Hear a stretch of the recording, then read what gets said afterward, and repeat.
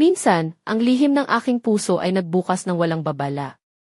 Hello, ako si Marikit, 66 na taong gulang, isang ina at asawa sa isang tahimik na bayan sa Laguna. Sa simpleng buhay namin sa bayan ng Pagsanjan, palibhasa ay malapit kami sa mga ilog at bukirin, nararamdaman ko ang init ng araw at amoy ng damo na parang buhay pa rin ang bawat sandali, kahit taglagas na. Ang bahay namin ay maliit lang, isang lumang bahay na may bakod na gawa sa kawayan, at ang aming daan ay bakas ng mga yapak mula sa mga araw na lumipas. Ang asawa ko, si Rico, ay isang trooper ng jeep na madalas na nasa biyahe papuntang San Pablo o Paete. Madalas siyang pagod, kaya naiintindihan ko kung bakit hindi na kami gaanong nag-uusap. Ang distansya sa pagitan namin ay parang salamin, malinaw ngunit mahirap balikan. Kasama namin sa bahay ang anak ko mula sa unang asawa, si Anton, 16 na taong gulang, tahimik at mapagmasid, pero may kabutihang nadarama sa bawat kilos niya. Isang umaga, dapat ay pahinga si Rico, pero tinawag siya ng kumpanya para magmaneho sa biyahe pa Batangas. Sa halip na magalit o magtanong, niluto ko na lang ang tsaa at sinabi kay Anton, "Tara, punta tayo sa lawa. Maganda ang panahon." Tumango siya ng mahina, tulad ng dati. Sumakay kami sa aking lumang kotse, isang Toyota Tamaraw na medyo kalawangin na, at naglakbay papalayo sa bayan. Pagdating namin sa lawa ng lumot, napapalibutan ng mga tangkay ng tanglad at mga punong niyog, sinalubong kami ng katahimikan. Nakasuot ako ng mahabang puting saya na gawa sa kulambo na kumakaway sa hangin, at nakasandal lang sa mga paa ko ang mga simpleng tsinelas na gawa sa ratan. Si Anton ay pumili ng lilim sa ilalim ng isang punong niyog, inilatag namin ang kumot na may makukulay na disenyo. Humiga ako, inalis ang tsinelas, at nilamig ang katawan sa sikat ng araw na sumasagi sa balat ko. Habang kumakain kami ng mansanas at tahimik na nag-uusap, naalala ko ang mga sandaling parang walang problema, ang mga panahon na ako ay tunay na nararamdaman bilang isang babae, hindi lang bilang ina o asawa. Ang mga daliri ni Anton, maingat na humaplos sa aking likod habang nilalagay ko ang lotion, ay nagdala ng isang kakaibang pakiramdam na matagal ko nang hindi naramdaman. Hindi namin sinabi ang marami, pero sa katahimikan ng lawa, sa mga palad na nagdampi sa aking balat, naramdaman ko ang isang koneksyon na matagal nang nawala. Pag-uwi namin, tahimik lang siya at nakinig sa musika ng kanyang earphones. Hindi ko na tinanong. Ang mahalaga, nandyan siya. Pagdating ni Rico sa gabi, pagod at may malalim na mga mata na tila nawawalang saysay sa buhay, hindi siya nagpakita ng init. Hindi man lang isang halik o tingin. Nakasuot ako ng simpleng beige na blouse na may bahagyang borda sa liig, hindi para sa iba kundi para sa aking sarili, para muling maramdaman ang aking pagkababae. Si Anton ay tumingin sa akin ng may kakaibang pagtingin, isang saglit na pagtingin na para bang may napansin siya, at iyon ay sapat na para lumipas ang gabi sa isang mainit-init na tensyon na walang sinabing salita. Simula noon, unti-unting nagbago ang hangin sa aming tahanan. Si Rico ay lalong naging malayo, halos hindi na namin makita ng sabay. Ako naman ay natutong makinig sa sarili ko, sa mga bulong ng puso na tila muling nagigising. Ang katawan ko ay parang lupa na muling nabuhay pagkatapos ng taglamig, na muling nakakaramdam ng liwanag, ng haplos ng tela at sikat ng araw. Si Anton ay naging mas malapit, hindi gaanong nagsasalita, ngunit palaging naroroon. Siya ang tumutulong sa mga gawain, nagdadala ng timba kapag ako ay nagwawalis, o naglalagay ng mga panghila sa mga damit na pinapatuyo. Bumili ako ng puting maikling robe, manipis at bahagyang nakikitang balat kapag tinamaan ng araw, na may tali sa baywang na madalas na bumabagsak sa balikat kapag ako ay yumuko. Hindi ito para kay Rico o kay Anton, ito ay para sa akin. Sa salamin, nakita ko muli ang isang babae, hindi lamang isang ina o asawa. Isang umaga, nagising ako sa liwanag habang si Rico ay nasa kanyang biyahe patungong Batangas. Si Anton ay nasa kusina, nakasuot ng maong na shorts at walang pang-itaas, nagluluto ng kape. Magandang umaga, bati niya na hindi man lang lumingon. Umaga, sagot ko habang inaayos ang aking robe. Ibinigay niya ang tasa ng kape sa akin, dahan-dahang hinawakan ang aking braso gamit ang daliri na parang naglalaro, may kiliti ka, sabi ko habang nakangiti. Sa araw na iyon, naligo ako at naglaban ng aking mga lumang damit, mga paborito kong lace na set na matagal ko nang hindi nasuot.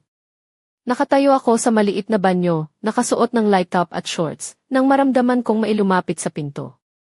Si Anton ang nasa pintuan, nakatingin sa akin na maihalong hiya at pag-aalala, habang nag-abot ng tuwalya ng hindi nagsasalita. Salamat, bulong ko at nagtagpo ang aming mga daliri. Hindi ko maipaliwanag ang bigat at liwanag ng sandaling iyon, isang lihim na unti-unting sumisiklab sa puso ko. At dito nagsisimula ang kwento na hindi ko inaasahan, isang kwento na magbabago sa lahat ng alam ko tungkol sa pamilya, pag-ibig at pagkatao. Patuloy. Minsan, ang bawat araw ay parang isang lihim na unti-unting bumabalot sa puso ko, at hindi ko alam kung paano ito haharapin. Magandang araw, ako si Marikit, 66 na taong gulang, naninirahan sa isang tahimik na bayan sa Laguna. Sa simpleng buhay namin sa Pagsanjan, palaging may mga sandaling parang nagbabago ang hangin, at ang mga bagay na dati pamilyar ay nagiging kakaiba. Sa bahay namin na malapit sa ilog, kasama ang asawa kong si Rico at anak kong si Anton, tila may mga hindi namin sinasabi na naglalakbay sa pagitan namin. Noong araw na yun sa lawa, hindi ko inakala na ang mga simpleng haplos at tahimik na pag-uusap ay magiging simula ng isang bagay na hindi ko maipaliwanag. Pagkatapos ng aming pag-uwi, napansin ko ang mga pagbabago sa paligid, hindi na kami ganoon kalapit ni Rico, at si Anton ay unti-unting naging mas malapit sa akin. Ang mga simpleng tulong niya sa bahay ay naging mga sandali na nagpaparamdam na parang may gustong iparating na hindi niya kayang sabihin ng direkta. Habang dumaraan ang mga araw, unti-unting napansin ko ang mga pagbabago sa aking sarili. Nagsimula akong maglaan ng oras sa sarili ko, na hindi lang bilang ina o asawa, kundi bilang isang babae na may sariling damdamin at pangangailangan. Bumili ako ng puting robe na manipis at bahagyang nakikita ang balat kapag tinamaan ng araw. Hindi ko ito ginawa para kay Rico o kay Anton, kundi para sa akin mismo. Isang umaga, nagising ako sa liwanag ng araw habang si Rico ay nasa biyahe pa rin papuntang Batangas. Si Anton naman ay nasa kusina, nakasuot ng simpleng gray na shorts at walang pang itaas, nagluluto ng kape. Hindi niya ako tiningnan ng diretsyo, ngunit ang kanyang kilos ay puno ng init at pag-aalala. Magandang umaga, bati niya nang hindi lumilingon. Umaga, sagot ko habang inaayos ang aking robe. Ibinigay niya ang tasa ng kape sa akin, at nang dahan-dahan niyang hinawakan ang aking braso gamit ang daliri, napansin ko ang kakaibang kiliti na dulot ng kanyang haplos. May kiliti ka, sabi ko habang nakangiti, hindi maipaliwanag ang kakaibang damdamin sa loob ko. Sa araw na iyon, habang nililinis ko ang bahay at naglalaba ng mga lumang damit, naramdaman kong may mga matang sumusubaybay sa akin. Si Anton ay tahimik na dumulog sa akin, nag-aabot ng mga gamit, tumutulong sa mga gawain ng hindi ko na kailangang utusan. Ang bawat galaw niya ay may kasamang malumanay na pag-aalala at pag-iingat, na tila may gustong iparating na hindi niya kayang sabihin ng direkta.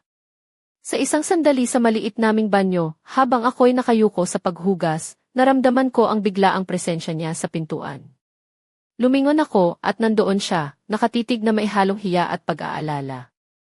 Hindi siya nagsalita, ngunit inabot niya sa akin ang tuwalya. Nang nagtagpo ang aming mga daliri, isang kakaibang init ang dumaloy sa akin, isang lihim na hindi ko maintindihan ngunit ramdam ko ng malalim. Hindi ko maipaliwanag kung bakit, pero sa gabing iyon, hindi ako makatulog. Ang puso ko ay kumakaba ng parang tumatakbo kahit ako'y nakahiga lang. Sa isip ko'y paulit-ulit ang tanong, sino ba talaga ako? Isang asawa? Isang ina? O isang babae na naglalakbay sa gitna ng mga damdaming hindi niya matukoy?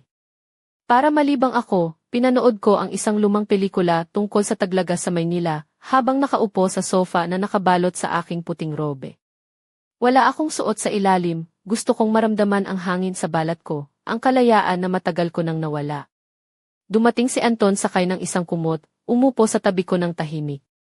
Ang init mula sa kanya ay parang mainit na tsaa sa malamig na gabi. Hindi kami nag-usap, ngunit ang aming mga katawan ay nagtagpo at nagsalita sa katahimikan. Nanay, amoy mo pa rin ang lotion na yon, yung lavender na ginagamit mo noon, mahina niyang sabi, tila tinutulungan akong bumalik sa mga nawalang alaala. Hindi siya umatras, hindi rin ako umatras. Ang kanyang hita ay dumikit sa akin ng banayad, at ang kanyang paghinga ay hindi pantay, puno ng pag-aalala at pagnanasa. Lumapit siya, humalik sa aking balikat ng dahan-dahan, tila pinipigil ang sarili sa bawat galaw. Miss mo na ba si tatay? Tanong niya, halos bulong. Hindi na, sagot ko. Sino naman ang mismo? Nagkaroon ng mahabang katahimikan bago ako tumugon, sarili ko. Ang kanyang kamay ay dumikit sa akin ng maingat, na parang nagbabalik ng mga alaala ng ating pagkabata, ngunit ngayon ay hindi dahil sa takot kundi dahil sa pagmamalasakit. Hindi ko inalis ang aking kamay. Umupo kami ng ganoon, magkahawak kamay hanggang sa humina ang ilaw sa telebisyon. Bago siya umalis, tumigil siya sa pintuan, at mahina niyang sinabi, "Nanay, ikaw ang pinakamagandang babae na kilala ko."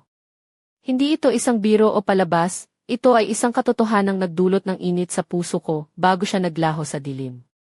Ang umaga ng sumunod na araw ay mainit na parang tag-init sa gitna ng Setyembre. Ang mga bintana ay bukas, at ang hangin ay dahan-dahang gumagalaw sa mga kortina. Ako'y nagising na nakasuot ng maikling satin na shorts at top, na nagpapakita ng aking mga balikat at leg. Nakita ko si Anton sa kusina, nakasuot ng gray na shorts na basa-basa ang buhok. Umaga, bati niya na may kakaibang tingin sa mga mata, na bumaba sa aking leg na tila naglalaman ng mga lihim. Ang araw ay nagpatuloy na puno ng presensya niya, palaging naroroon sa mga maliliit na sandali, sa pagtulong sa akin ng mga gamit, sa pagdadala ng tubig, sa tahimik na pagtingin na puno ng damdamin. Ngunit sa kabila ng lahat, ang pagitan namin ay puno ng tensyon, isang manipis na hibla na parang maaaring mapunit sa anumang sandali. At dito, sa gitna ng init ng araw at lamig ng gabi, nagsisimula ang isang kwento na magbabago sa lahat ng alam ko tungkol sa pamilya at pag-ibig. Patuloy. Minsan, ang bawat haplos ay nagiging lihim na sinisikap kong intindihin at hindi malampasan. Ako si Marikit, 66 na taong gulang, naninirahan sa isang payak na bayan ng Pagsanjan sa Laguna. Sa gitna ng tahimik naming buhay, unti-unting nabubuo ang mga sandali na puno ng mga damdaming hindi ko inaasahang maramdaman muli.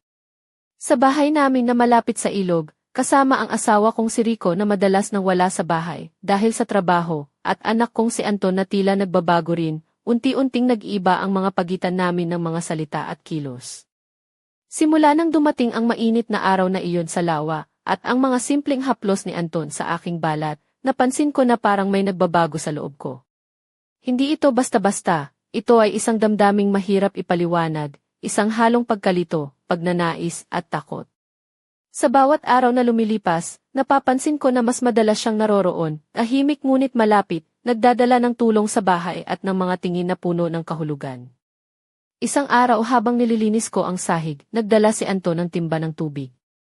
Ang kanyang mga kamay ay maingat na inabot sa akin ang timba, at ang kanyang mga mata ay tumitig ng diretso sa akin, hindi parang anak na nakatingin sa ina, kundi parang isang taong may gustong iparating na hindi niya kayang sabihin sa salita.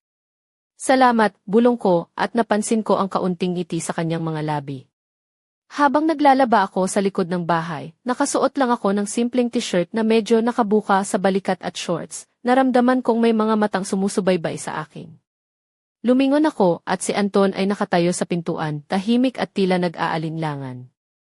Hindi niya sinabi ang anumang salita, ngunit inilapit niya sa akin ang tuwalya na para bang nais niyang ipakita ang pag-aalaga. Nang nagtagpo ang aming mga daliri, naramdaman ko ang kakaibang init na nagmumula sa kanyang haplos. Sa mga araw na iyon, palagi kong iniisip kung paano ko haharapin ang mga damdaming ito. Ang puso ko ay puno ng pagkalito, bilang ina, bilang asawa, at bilang isang babae na naglalakbay sa gitna ng mga lihim na gustong sumibol. Hindi ko maipaliwanag kung bakit, pero sa bawat haplos ni Anton, parang unti-unting nawawala ang pagkakahiwalay namin. Isang gabi, habang nakaupo kami sa sala, nagdala si Anton ng kumot at umupo sa tabi ko ng tahimik. Ang init ng kanyang presensya ay parang yakap na matagal ko nang hinahanap. "Nanay, amoy mo pa rin ang lotion na iyon, yung lavender na ginagamit mo noon," mahina niyang sabi, at ako'y napangiti sa alaala. Hindi niya inalis ang kanyang kamay nang dumikit ito sa akin, at hindi rin ako umatras. Napansin ko ang dahan-dahang paghinga niya at ang halong takot at pagnanasa sa kanyang mga mata. Lumapit siya, humalik sa aking balikat ng maingat, at tinanong, "Mismo na ba si tatay?" "Hindi na," sagot ko ng may lungkot na may kasamang katotohanan. "Sino naman ang mismo?" tanong niya, at pagkatapos ng mahabang katahimikan, sinabi ko, sarili ko. Hindi namin kailangan ng mga salita para ipaliwanag ang aming nararamdaman. Ang aming mga kamay ay nagtagpo, nagdampi ng may pag-iingat at pag-aaruga, na parang pinipilit na balikan ang mga nawalang bahagi ng aming sarili. Bago siya umalis, tumigil siya sa pintuan at mahina niyang sinabi, "Nanay, ikaw ang pinakamagandang babae na kilala ko." Hindi ito isang biro o palabas, ito ay isang katotohanang nagdulot ng init sa puso ko bago siya naglaho sa dilim. Sa sumunod na umaga, napuno ng init ang buong bahay. Ang mga bintana ay bukas at ang mga kortina ay dahan-dahang sumasayaw sa hangin. Nakasuot ako ng maikling satin na shorts at top na nagpapakita ng aking mga balikat at liig at nakita kong nakatingin si Anton sa akin nang may kakaibang tingin. Ang araw ay nagpatuloy na puno ng presensya niya. Palaging naroroon sa mga maliliit na sandali, tumutulong sa akin, nagdadala ng tubig, at tahimik na tumitingin ng may damdamin. Ngunit sa kabila ng lahat, ang pagitan namin ay puno ng tensyon, parang isang manipis na hibla na maaaring mapunit anumang sandali. Isang hapon, habang nililinis ko ang banyo, naramdaman kong may humawak sa aking balikat ng dahan-dahan. Lumingon ako at nakita si Anton na nakatingin sa akin ng maihalong pag-aalala at pagnanasa. "Nanay, ang likod mo ay magandang tingnan, dito pa lang," mahina niyang sabi habang dahan-dahang hinaplos ang aking likod. Hindi ko inalis ang kanyang kamay, bagkus naramdaman ko ang init na dumaloy sa aking katawan. Nang tinanggal niya ang kamay, dumikit ng bahagya ang kanyang hita sa akin nang dumaan siya sa tabi ko. Napalingon ako at mahina kong sinabi, "Mas madalas mo na akong hinahawakan." Hindi siya umatras at tiningnan ako ng diretsyo. "Hindi ka ba nagrereklamo?" tanong ko, at sa katahimikan, sumagot ako sa sarili ko, "Hindi." Sa gabing iyon, inalok niya akong magpunta ulit sa lawa, sa lugar kung saan ang damo ay mataas at ang hangin ay malamig. Nagdalawang isip ako, ngunit sa loob ko'y may isang tinig na nagsasabing pumayag ako. Isinuot ko ang lumang itim na swimsuit na may bukas na likod, na dati ay nagpapakita ng aking mga kurba, at ngayon ay tila nakababalot sa akin ng panibagong buhay. Pagdating namin sa lawa, tahimik kaming naglakad papalapit sa tubig. Ang araw ay papalubog na at ang tubig ay kumikislap na parang salamin. Pumasok ako sa tubig ng una, naramdaman ko ang init na parang langis na sumasagi sa balat ko. Si Anton ay sumunod, tahimik at hiniling na mahina, "Nanay, pwede ba kitang yakapin?" Hindi ko siya tinanggihan. Yakap niya ay mahigpit ngunit maingat, puno ng pagmamalasakit, walang pagmamadali o kasamaan. Sa sandaling iyon, hindi na siya ang aking anak at ako ay hindi lang ang kanyang ina. Kami ay mga tao na naghahanap ng pagkilala at pagdamay.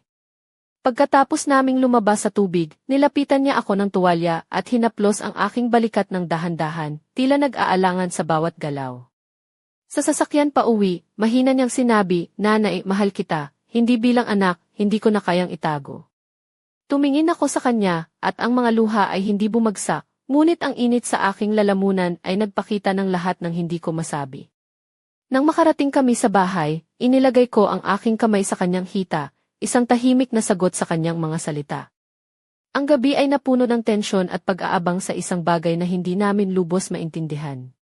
Ngunit bago pa man matapos ang gabi, may kumatok sa pintuan, isang tinig ang nagsabing, "Marikit, ilaw ang bukas. Hindi ka natutulog?" Ang boses ni Rico ang bumalot sa amin at ang lahat ay nagbago. Patuloy. Minsan, ang mga lihim ay parang apoy na unti-unting lumalawak, hindi na kayang itago, kailangang harapin. Ako si Marikit, 66 na taong gulang, naninirahan sa tahimik na bayan ng Pagsanjan sa Laguna. Sa simpleng buhay namin kasama ang asawa kong si Rico at anak kong si Anton, nagbago ang lahat ng ang mga damdaming matagal nang nakatago ay nagsimulang sumibol, naglalaman ng hangin ang panganib at pag-asa. Pagkatapos ng mainit na paglalakbay namin sa lawa, ang pagitan namin ni Anton ay naging masikip na hibla ng mga damdamin at pagnanasa. Sa gabi na iyon, habang nakahiga ako sa kama, hindi ko mapigilan ang pag-isip sa mga nangyari. Ang mga salita ni Anton sa sasakyan, ang kanyang malambing na haplos, ang init ng kanyang yakap, lahat ay nagdulot ng gulo sa aking puso. Hindi ko alam kung paano haharapin ang mga ganitong damdamin. Bilang ina, nararamdaman ko ang bigat ng responsibilidad. Bilang asawa, ramdam ko ang pagkukulang ni Rico. Bilang isang babae, natututo akong pakinggan ang tinig ng aking katawan at puso. Sa dilim ng gabi, ang bahay ay tila naglalaman ng mga lihim na hindi ko pa handang tuklasin. Nang biglang kumatok sa pintuan, isang tinig ang tumawag, "Marikit, ilaw ang bukas. Hindi ka natutulog?" Ang tinig ni Rico na puno ng pagod at galit ay nagdulot ng takot at tensyon sa aming lahat.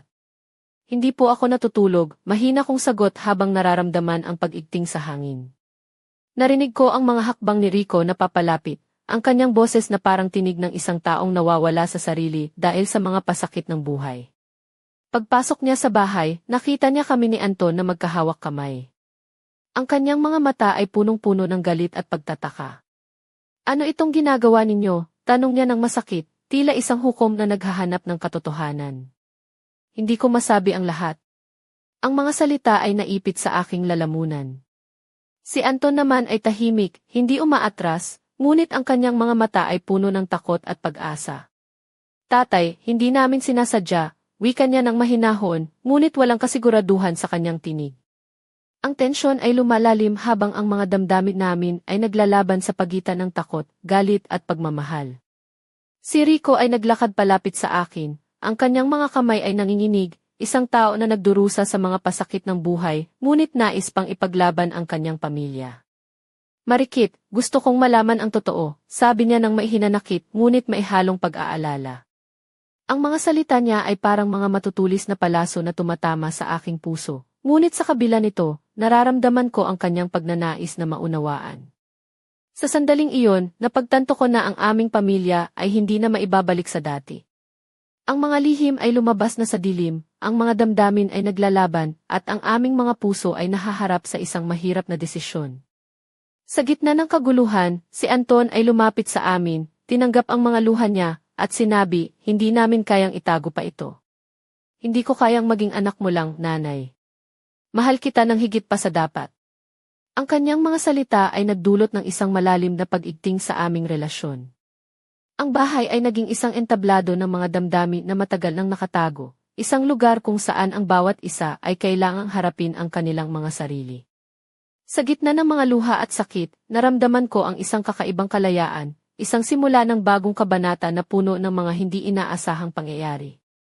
Ngunit bago kami makapagdesisyon, isang malakas na kalabog ang bumalot sa pinto, at ang mga ilaw ay biglang namatay.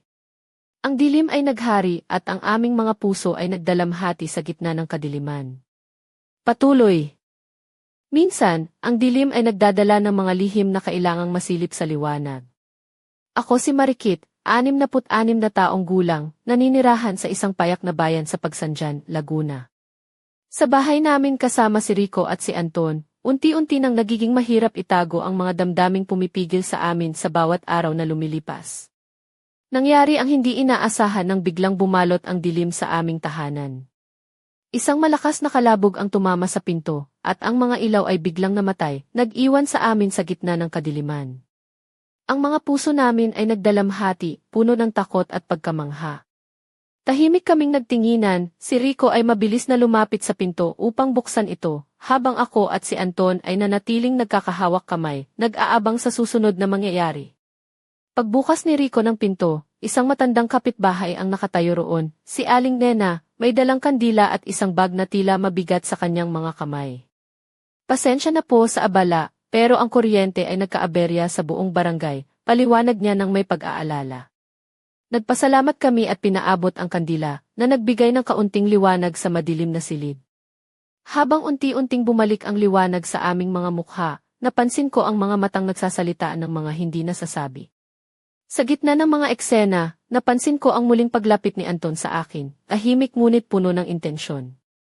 Ang kanyang mga mata ay naglalaman ng mga damdaming matagal nang nakatago, na ngayon ay naglalantad ng walang takot. Habang si Rico ay nag-aayos ng mga ilaw, ako at si Anton ay nag-usap ng walang salita. Ang mga haplos niya ay nagiging mas matapang, at ang hangin sa bahay ay punong-puno ng tensyon na halos maputol sa bawat sandali. Hindi ko mapigilan ang pag-aalala sa kung ano ang maaaring mangyari sa aming pamilya, ngunit sa kabila nito, nararamdaman ko ang isang kakaibang lakas mula sa aming samahan ni Anton. Ang aming mga puso ay tila nagsimula ng magsalita sa mga tahimik na paraan na hindi na namin maikubli. Pagkatapos ng ilang sandali, bumalik si Rico sa amin, dala ang mga bagong bombilya na ipapalit sa mga sirang ilaw. Ang kanyang mga mata ay puno ng pag-aalinlangan at pagod, ngunit may bahid pa rin ang pag-asa na maibalik ang dati naming buhay. Marikit, kailangan nating pag-usapan ito, wika niya, habang pinipilit hawakan ang aking kamay. Ngunit sa sandaling iyon, napatingin ako kay Anton, at ang aming mga mata ay nagtagpo na parang isang lihim na pangako. Alam kong hindi na kami makakabalik sa dati. Ang mga lihim ay nagbukas, at ang aming pamilya ay nahaharap sa isang pagsubok na hindi pa namin nalalampasan. Habang pinapalitan ni Rico ang mga bombilya, napansin ko ang mga mata ni Anton na puno ng kahulugan, at ang mga haplos niya ay nagiging mas mapusok, na tila naghahanap ng sagot sa mga tanong na hindi pa nasasabi. Ang gabi ay nagpatuloy sa isang halong katahimikan at tensyon, na puno ng mga hindi nasasabi, ngunit ramdam na ramdam sa bawat sulok ng bahay.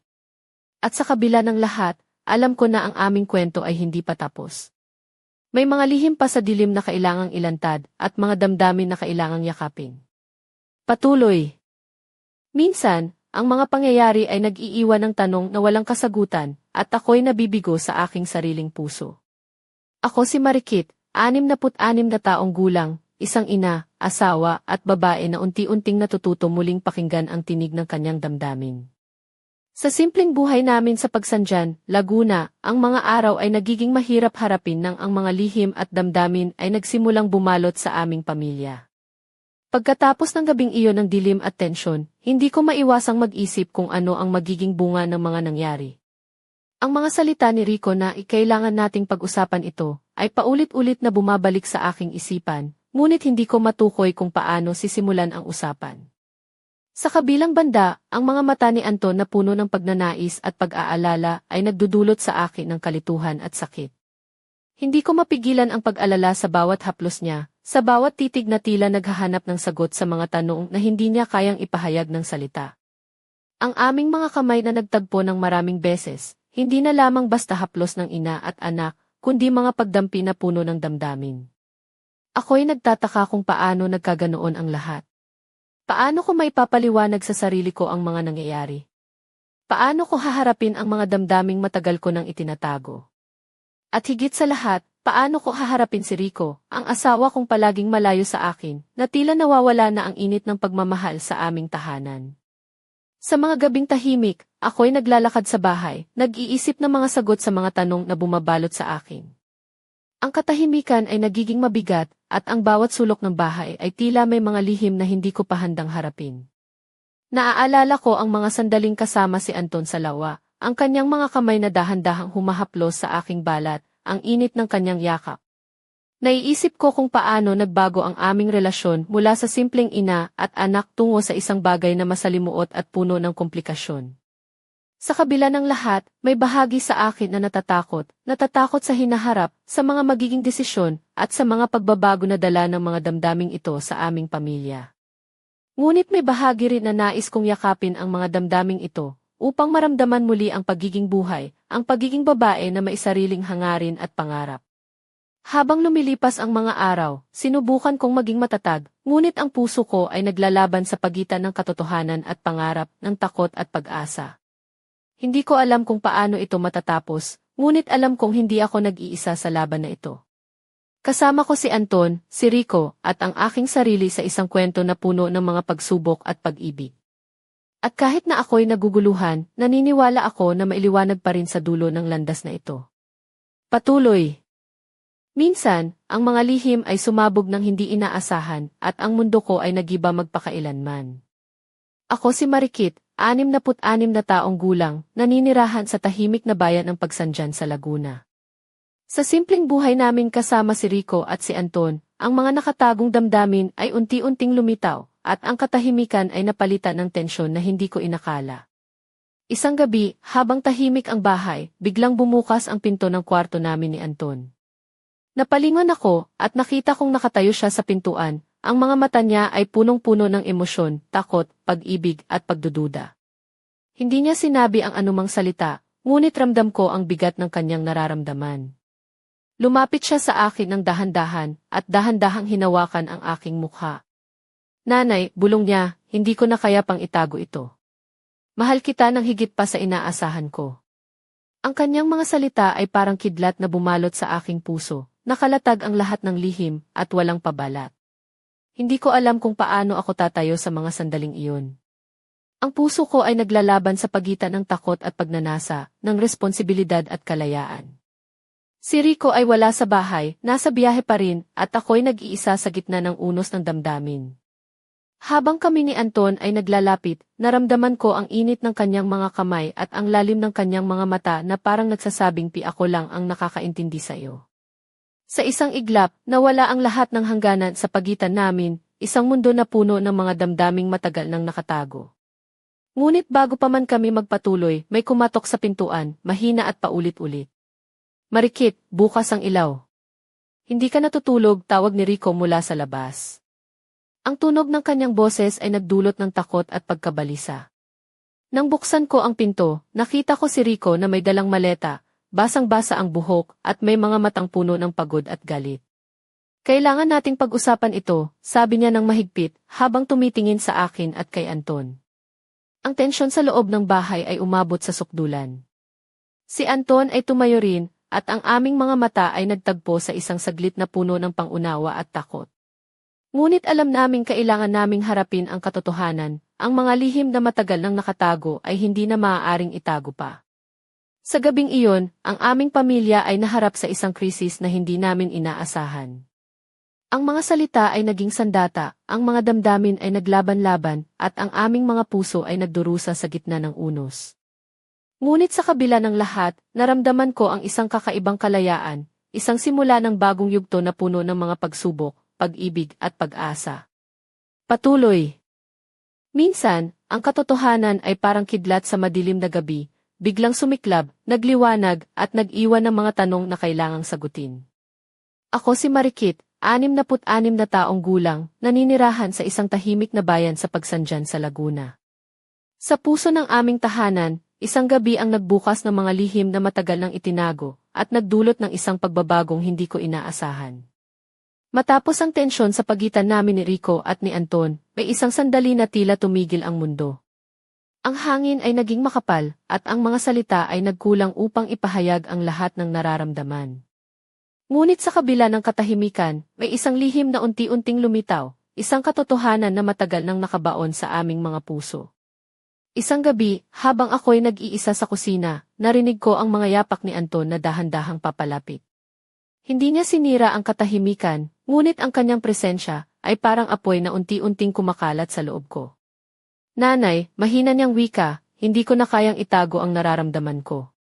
Mahal kita, hindi bilang anak, kundi bilang isang tao na may puso at damdamin. Ang mga salitang iyon ay bumalot sa akin ng isang kakaibang init at takot. Hindi ako agad nakasagot.